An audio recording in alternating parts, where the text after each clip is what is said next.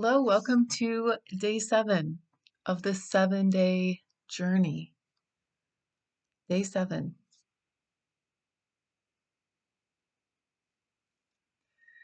We're going to start today with a quote. Remember, you alone get to choose what matters and what doesn't. The meaning of everything in your life has precisely the meaning that you give it. This is affected by our personality, our personal reality. Those are the same things. That is usually based on some good day or some bad day and some emotion that's tied to it.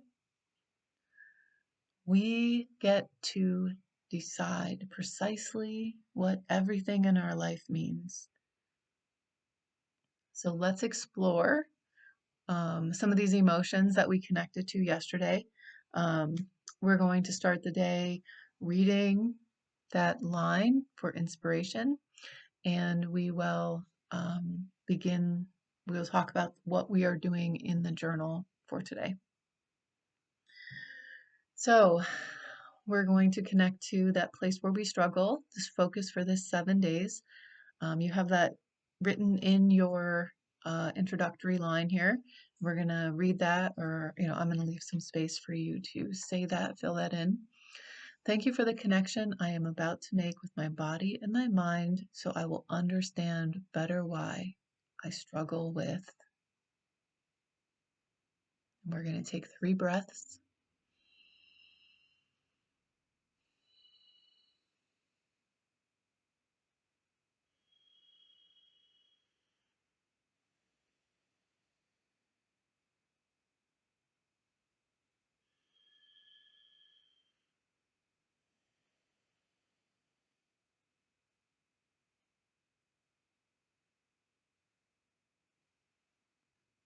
Okay, we are going to, on day 6, we look back to day 5, and here on day 7, we're going to look back on day 6. We are going to grow this place of where we want to be. So part of the practice was for yesterday, the last exercise was to identify those emotions and find the opposite, find like a positive emotion that is you know, digging from those emotions that you found in the story from day 5. And today we're going to we're going to focus on those positives, the things that you want, those emotions that you want. We're going to list them here in our journal.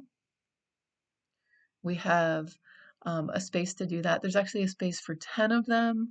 The instructions encourage you to write down at least 5. So when we find those 5, you can, fill them in this blank, and you can do 10, you can do 20 if you really want to, just fill them in wherever. Each one of them is going to have its own exercise. So as you flip over to the next page, you're going to see, and I'll read this actually, a great statement to say out loud would be something like, "It is my choice to feel these emotions, and it is my wish to have them be part of my everyday life." Our words have power. Our words have a vibration. Our words have a direct expression into what it is that we want, so the universe can hear that in a way of us just thinking about it and hoping. When we voice something, other humans can hear, but we're creating that vibration of the thought, sending it out to the universe. I'm going to give an example of 2 different ways to say something, and I use this example a lot, so maybe you've heard me say this before, but that experience, the motto of the New York State Lotto is "somebody's gotta win." And when I say somebody's gotta win, right? Or if I say excitedly as I have my ticket and I'm scratching it off, "somebody's gotta win," right? Which one is based on which emotion? There's a doubt or there's this excitement. that's inviting in this thought of, this is what I want. And so this power of our thought is driven, or this power of our voice is driven by the emotion that says it. So saying these things, the more you say them, the more you have the potential to believe them. And if our work together involves, is partnered up with this this journal project, this is a great thing for us to work on, seeing how connected you are to the belief that that emotion or that experience can be part of your life, because you are resonating at some level. Your body understands what the opposite is of that. Your mind and your spirit all have that communication. So we can actually assess how disconnected you are from that belief system that you're going to engage in $100,000 by the end of the year, or that you're going to find the support that you need, that you are worth it. We can connect to and get that feedback for where you are right now with that work, with the biofeedback that comes with that restorative healing. So I just went off on a huge tangent there, but hopefully that was helpful.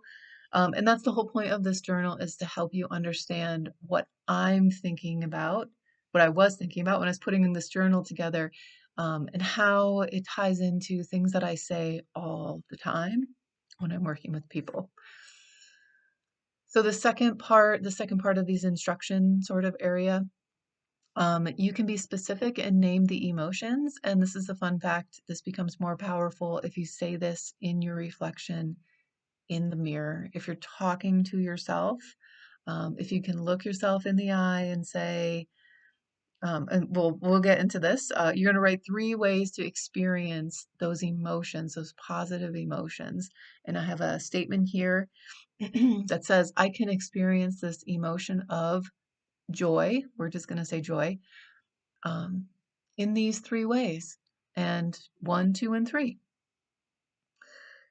If this sounds really great to you, if this really, really makes your heart sing of like, man, I really want that, finding a mirror, saying this to yourself in the mirror, and talking through it.